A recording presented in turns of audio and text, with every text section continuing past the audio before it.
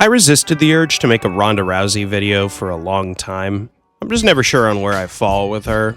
On one hand, she's a superstar, the longest reigning women's bantamweight champion of all time, with 6 title defenses to boot. She's one of the best grapplers women's MMA has ever seen, with Olympic-level judo and some of the world's very best armbar technique. On the other hand, she was incredibly one-dimensional. She fought in the early days of women's MMA, and she had the worst coach in MMA history, not named Joshua Fabia, actively kneecapping her progression as a fighter.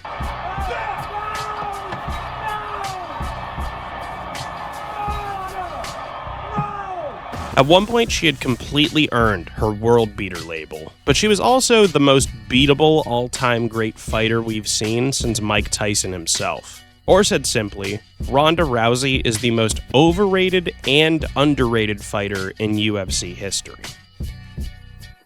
I'm sure you've heard someone say, once Ronda finally fought a good fighter, she lost, and that is objectively not true. What is true is the 2 best fighters Ronda ever fought by a mile were Holly Holm and Amanda Nunes, both of whom absolutely mopped the floor with her. You versus Ronda is a massive, massive fight. Like, that is the completion of her story and perhaps maybe yours in MMA as well. I've always been open to a rematch with her since the day the fight was over. Said if she wants a rematch, I'm game.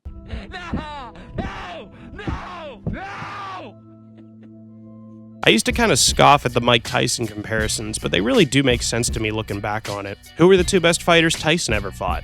Lennox Lewis and Evander Holyfield. Ronda beat Misha twice. Strikeforce bantamweight champion who eventually got the belt in 2015. Ronda took out Liz Carmouche, PFL tournament winner and Bellator champion. Ronda demolished Sarah Kaufman in under a minute, who's a former Invicta champion.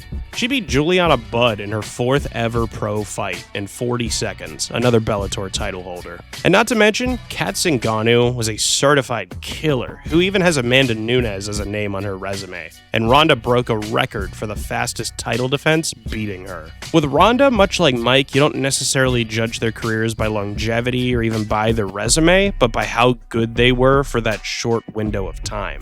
Regardless of who the greatest heavyweight of all time is, hint, it's Ali, it's hard to think of someone else who would have ran through Michael Spinks in 91 seconds. And regardless of who the greatest women's bantamweight of all time is, hint, it's Amanda Nunes, it's hard to think of someone else who would have ran through Kat Zingano in 14 seconds, or Alexis Davis in 16 seconds, or Sarah Kaufman in 54 seconds. Absolute world-level fighters reduced to social media clips and quick title fight time records. All the meanwhile, she had that blithering dipshit Edmund Tarverdian filling her head with a bunch of nonsense. I know I mentioned him kneecapping her development, but even thinking about it more broadly, imagine how good Ronda would have been if, instead of learning Edmund's wushu nonsense, she learned from someone like Faraz Sahabi or Freddie Roach. Hell, send her over to Mike Winklejohn and have her learn the John Jones art of eye gouging, oblique kicks, and fight dodging. All of these would be far better options than whatever the fuck this is. In a weird way, I think this is kind of a point in Ronda's favor.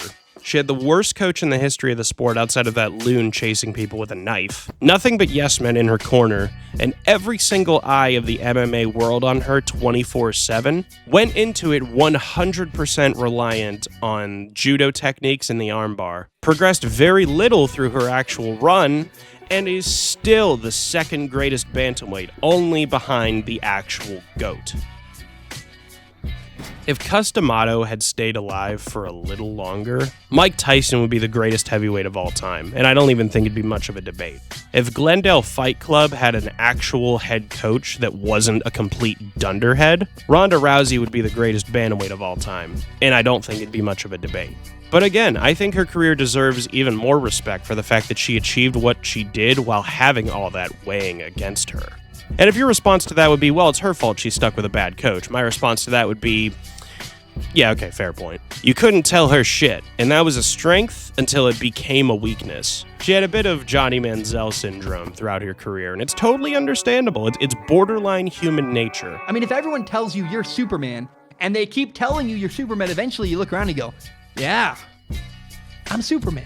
Like, I understand. But those who keep their ego out of it, or learn to check their ego at the door, are the ones who ultimately find the most success. Ronda deserves credit as the pioneer of the sport she objectively is. She's one of the most decorated champions women's MMA has ever seen. She's still somehow a big name nowadays, regardless of some of the shit she says sometimes. There are plenty of things you could say about the Ronda Rousey era. None of it would be wrong. But being removed enough from the situation now, I think it's fair to say that with a legend like Ronda, going out with a 17-second armbar is a lot more fitting.